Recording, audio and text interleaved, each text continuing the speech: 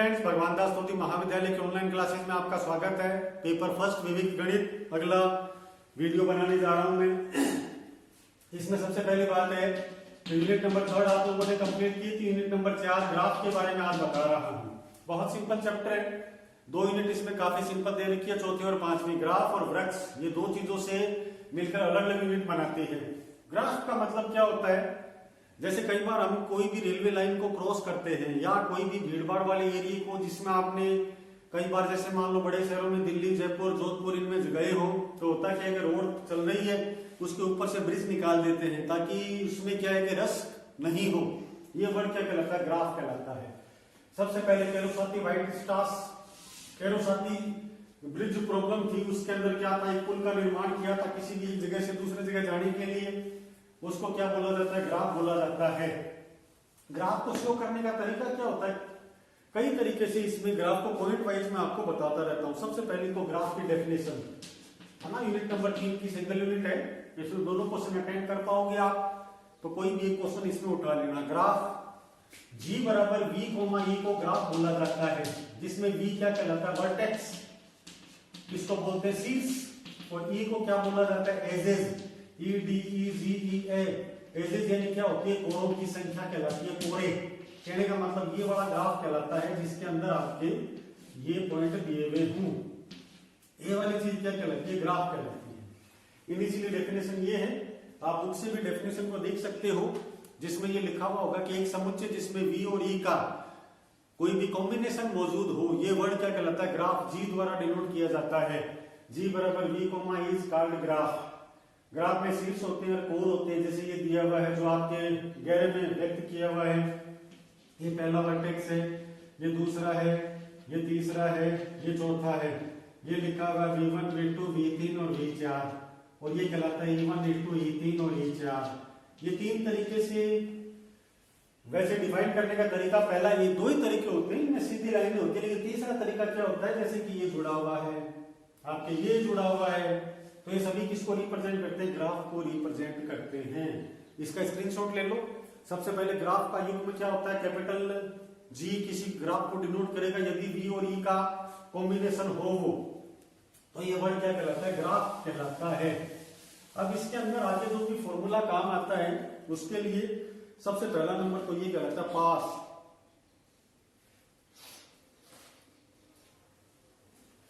सबसे next definition पास किसको बोलते हैं, लूप को। इसकी डेफिनेशन होती है यदि किसी कोर के 2 आसन्न शीर्ष एक ही शीर्ष हो, यदि किसी कोर के 2 आसन्न शीर्ष, कोर के 2 आसन्न शीर्ष, 2 आसन्न शीर्ष एक ही कोर के हो, तो ये वर्ड क्या कहलाता है, पास कहलाता है। इसको लूप द्वारा रिप्रेजेंट भी करते हैं। कहने का मतलब ये है कि मान लो कि आपके ये डायग्राम दिया हुआ है, इसमें ये वर्ड ऐसे जोड़ दिया, तो ये क्या कहलाएगा, पास द्वारा रिप्रेजेंट किया जाएगा। लूप बोलते हैं इसको इंग्लिश के अंदर। नेक्स्ट वोकैबुलरी है समानांतर कोरे। समानांतर कोर का मतलब ये होता है कि एक दूसरे तीसरे के समानांतर चलना। समांतर कोरे कोई भी ग्राफ जी का भी डेफिनेशन लिखा देता हूं। ग्राफ जी वी, किसी ग्राफ G बराबर V कोमा E के 2 शीर्षों पर एक से अधिक कोरे आपतित हो, तो ये समानांतर कोरे कहलाती है। एक ही शीर्ष है और ऐसी कोर को लूप या पास कहलाया जाता है। यानी लूप या पास का मतलब क्या हुआ कि इसको यूं रिप्रेजेंट करना। और इसका डायग्राम क्या होता है, जैसे मान लो ये 2 शीर्ष हैं, V1 और V2 शीर्ष दिया हुआ है। इस पर पहला क्या लिखा हुआ है, E1 इस डायरेक्शन में, यहाँ पर E2 है, यहाँ पर E3 है, ये E4 है। इस द्वारा रिप्रेजेंट करना क्या कहलाता है, समानांतर कोर कहलाता है। तो किसी भी ग्राफ के अंदर डेफिनेशन क्या होगी, पहली बात G बराबर V कोमा ये ग्राफ को रिप्रेजेंट करता है। दूसरा क्या हो गया, कोई भी इसके अंदर दिया हुआ है लूप या पास, उसको रिप्रेजेंट करने का तरीका केवल एक ही शीर्ष से निकलना। इसमें 2 तरीके से डिफाइन होता है, कोई दिक्कत नहीं है। अगला पॉइंट दिया हुआ है सरल ग्राफ, जिसमें कोई भी समानांतर कोर लूप या पास नहीं हो, ये वर्ड कहलाता है सरल ग्राफ, सिंपल ग्राफ कहलाता है। यानी कोई भी लूप या पास का नहीं होना, लूप या पास का नहीं होना, ये वर्ड क्या कहलाता है, सरल ग्राफ कहलाता है। लूप या पास का नहीं होना, ये वर्ड क्या कहलाता है? सरल ग्राफ कहलाता है। अगला इसका है मल्टीग्राफ। मल्टीग्राफ कहलाएगा समानांतर कोरी विद्यमान हो, इसको बहुग्राफ भी बोलते हैं। ये कहलाता है मल्टीग्राफ। इसी को क्या बोला जाएगा? बहुग्राफ बोला जाता है। इसके अंदर क्या होगा? समानांतर कोरी विद्यमान होती है, समानांतर कोरी विद्यमान होंगी। ये वर्ड क्या कहलाता है? मल्टीग्राफ कहलाता है। अगला आता है छद्म ग्राफ, रिक्त ग्राफ। रिक्त ग्राफ का मतलब ये होता है कि कोई भी इसमें कोर विद्यमान नहीं होती, कोर नहीं होती। ये वर्ड क्या कहलाता है? रिक्त ग्राफ का कहलाता है। आप अच्छी तरह चेक कर लो, स्क्रीनशॉट ले लो, ये इतना मुश्किल नहीं है। एक आधा ग्राफ का डायग्राम बनाकर मैं उसको अच्छी तरह आपको क्लियर कर दूंगा कि ये होते क्या है, इनमें थ्योरम्स वगैरह कैसे अप्लाई करते हैं। ये रिक्त ग्राफ कहलाता है। छद्म ग्राफ का मतलब क्या होता है? यदि ग्राफ जी में पास में समानांतर कोरे उपस्थित हो तो ये छद्म ग्राफ कहलाएगा। ओके। उसके अलावा परिमित ग्राफ है और अपरिमित ग्राफ है। That's all. Very important concept है ये।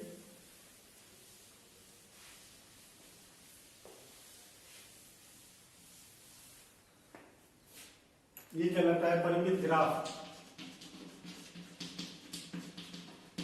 दूसरा कहलाता है अपरिमित ग्राफ।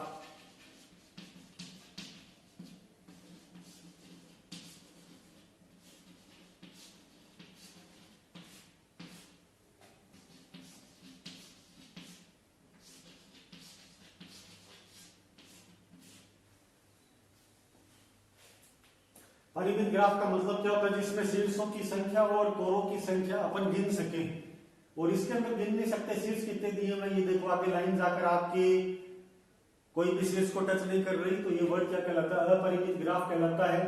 इसके अंदर कोई भी डॉटेड लाइन वाला रिप्रेजेंट कर सकते हैं आप। ये क्या कहलाता है? अपरिमित ग्राफ को रिप्रेजेंट करता है। जो गहरा डॉट लगाया हुआ है, ये वर्ड क्या कहलाते हैं? शीर्ष कहलाते हैं। ये वर्ड क्या कहलाता है? कोरे कहलाती है।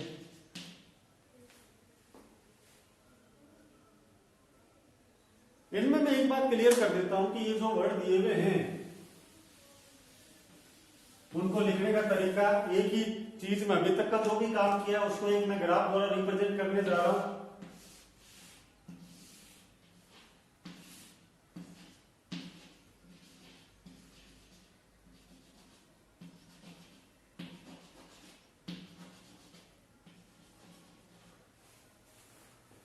सबसे पहली बात तो ये कोई भी ग्राफ का एग्जांपल है, इसको आप सरल ग्राफ कह सकते हैं क्योंकि इसमें कोई भी समानांतर कोर नहीं है। तो पहला पॉइंट तो ये क्लियर कर लो आप।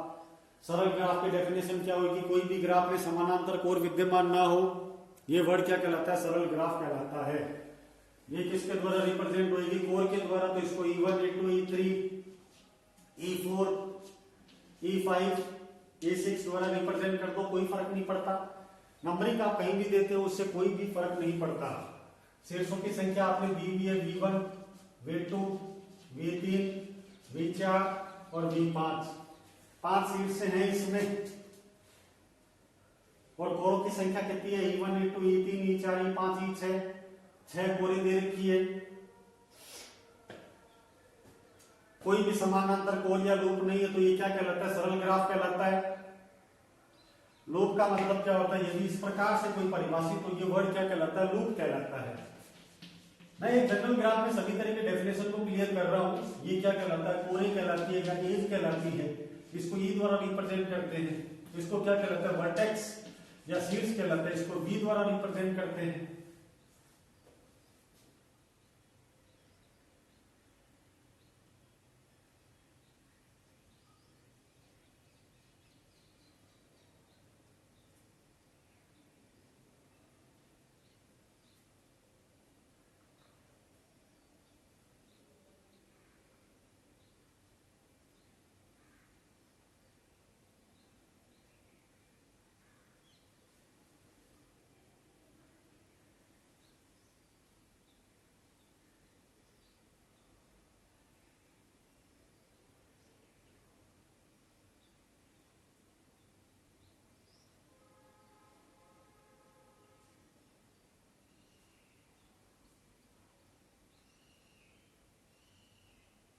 अगर इसमें कोई भी ये वर्ड जोड़ दे तो ये समानांतर कोर कहलाती है। E7 लिख लो, ये E8 हो गया, कोई फर्क नहीं पड़ता।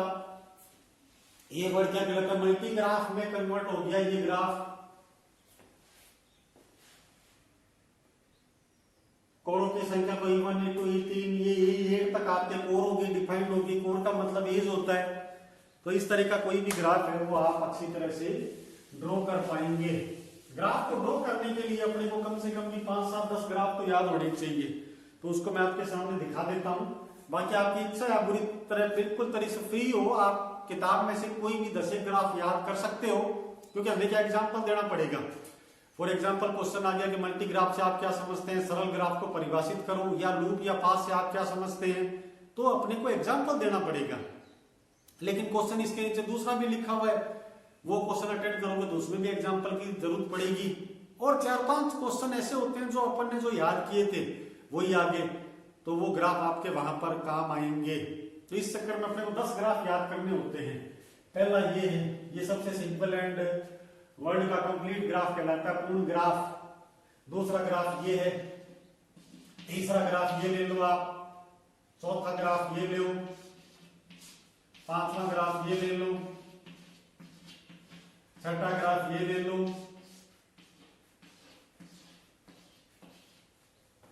सातवां ग्राफ ये ले लो बेंजीन का,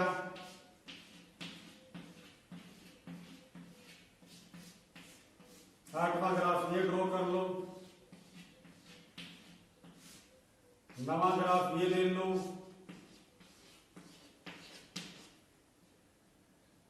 10वां ग्राफ ये ले लो। ये 10 ग्राफ आप अच्छी तरह याद रखो, जो कि टाइम टाइम पर एग्जाम्पल देने में काम आते हैं। ये क्या कहलाता है, रिक्त ग्राफ कहलाता है, एम्प्टी ग्राफ। ये चीज क्या कहलाती है, कोरों की संख्या, ये शीर्षों की संख्या। V1 में V2 कहलाता है, ये V1 है, ये V2 है, ये V3 है, ये E1 है और ये E2 है। ये क्या कहलाते हैं, कोर कहलाते हैं, और ये क्या कहलाते हैं, शीर्ष कहलाते हैं। ये यहाँ पर V1 है, V2 है, V3 है, E1 है, E2 है, E3 है। तो ये कोरों की संख्या को रिप्रेजेंट करते हैं। तो आप इन सभी को इसी तरीके से कोई भी नोमेनक्लेचर में कन्वर्ट कर लेंगे। तो ये कोई भी ग्राफ को याद करने का तरीका है। अब अगला क्वेश्चन मैं जो ड्रॉ करने जा रहा हूं, उससे आपका पहला क्वेश्चन बिल्कुल इजीली अटेम्प्ट हो जाएगा। उसमें कभी भी तरह की कोई भी शिकायत नहीं आएगी। अगला क्वेश्चन है, ग्राफ शीर्ष में किसी ग्राफ जी में शीर्ष की कोटि या घात निकालना, शीर्ष की कोटि या घात निकालना, ये कहलाएगा ग्राफ। तो इसको निकालने के लिए मैं आपके सामने फिर कोई एग्जांपल पुट कर देता हूं। मान लो कोई भी क्वेश्चन दिया हुआ है कि ये वाला इस त्रिभुज का आपको क्या, ये चतुर्भुज का जो दिया हुआ है इसका आपको निकालना है, शीर्षों की कोटियां निकालो। ठीक है, कोटियां निकालने का तरीका क्या होगा, जो मैं आपको यहाँ पर ड्रॉ कर रहा हूं। पहला नंबर तो क्या होता है कि मान लो ये लिखा हुआ V1, V2, V3, V4, V5, तो इसको रिप्रेजेंट करते हैं डिग्री द्वारा। डिग्री ऑफ V1 का मान कितना आ गया, 2। डिग्री ऑफ V2 का मान कितना आ गया, कितनी लाइनें जा रही है, 3। डिग्री ऑफ V3 का मान कितना आ गया, 2। डिग्री ऑफ V4 का मान कितना आ गया, 3। डिग्री ऑफ V5 का मान कितना आ गया, 2। ये कहलाती है डिग्री निकालनी। तो मेरे हिसाब से इस वर्ल्ड का सबसे सिंपलेस्ट यूनिट है ये। इसमें अपन एक एरो वाला और चीज देख लेते हैं, उसके बाद में इसके क्रम से आपको आगे वाले सभी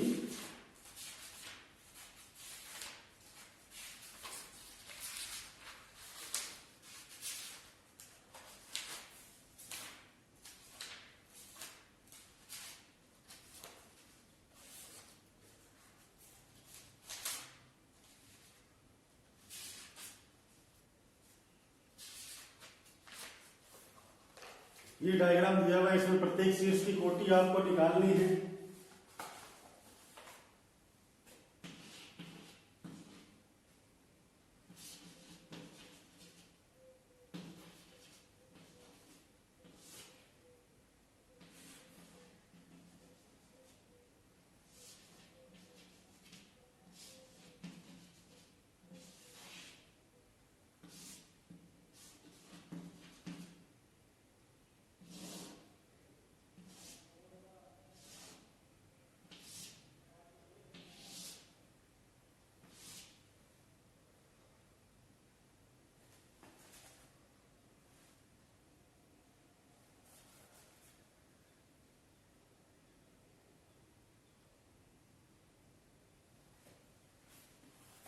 डिग्रियां निकालनी है, अब बोलते जाओ। डिग्री ऑफ V5 की वैल्यू कितनी होगी? 1 2 3 4 5 6 7। डिग्री ऑफ V6 कितना दिया हुआ है? 1 2 3 4 5 6। इस तरीके से आप सभी डिग्री निकाल लो, बहुत सिंपल है। ग्राफ एक्चुअल में काफी सिंपल दिया हुआ है, इसमें डिग्रियां निकालनी है, पहला दूसरा तीसरा चौथा सभी की आपको डिग्री निकालनी है। तब तक मैं दूसरा क्वेश्चन फिर ड्रॉ कर देता हूं। क्वेश्चन इतने करेंगे बोर्ड पर कि एक एक आपको डेफिनेशन वगैरह क्लियर होती जाएगी और कोई भी तरह का प्रश्न इसमें छोड़ने की पॉसिबिलिटी नहीं के बराबर रहेगी। तो ग्राफ में सबसे पहले डेफिनेशन इसकी ये कंप्लीट कर लो, नियमित ग्राफ। वेरी इंपॉर्टेंट, एग्जाम में काफी आती है ये नियमित ग्राफ। इसमें क्या होता है, नियमित ग्राफ में ये एग्जांपल आपके सामने लिखा हुआ है, ये दूसरा एग्जांपल लिखा हुआ है,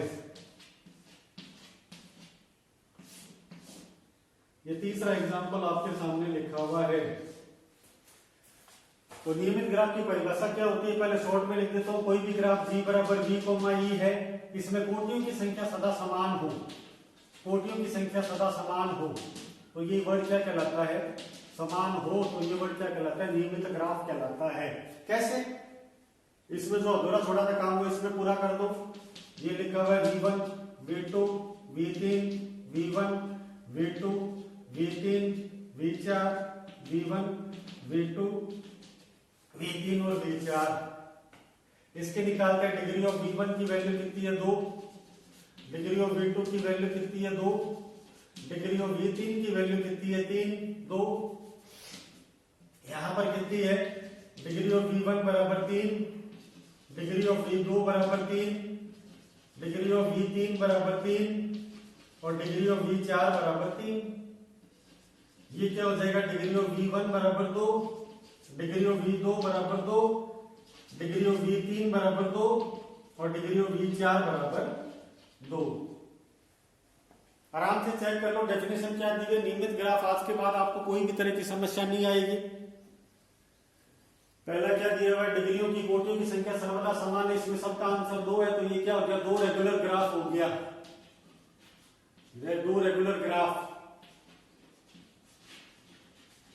ठीक है, 2 नियमित ग्राफ कहलाता है ये वर्ड क्या हो जाएगा? 3 नियमित ग्राफ कहलाएगा।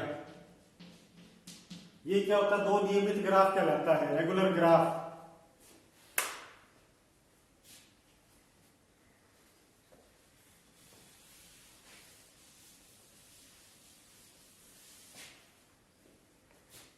अगली डेफिनेशन है पूर्ण ग्राफ।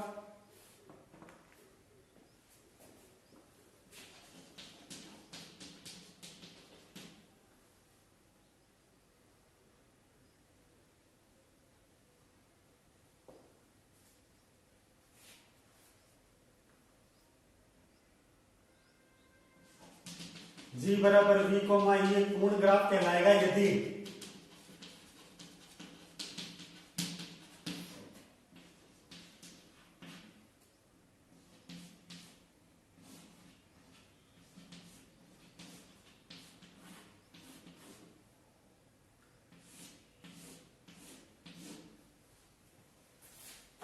G बराबर V, ये पूर्ण ग्राफ कहलाएगा यदि दो शीर्षों के मध्य केवल एक कोर विद्यमान हो।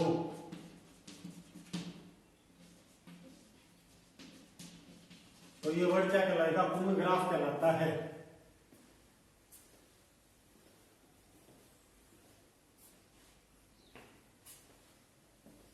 जैसे इसके अंदर दिया हुआ है दो शीर्षों के बीच में केवल एक कोर विद्यमान है, दो शीर्षों के बीच में एक कोर है, दो शीर्षों के बीच में एक कोर विद्यमान है।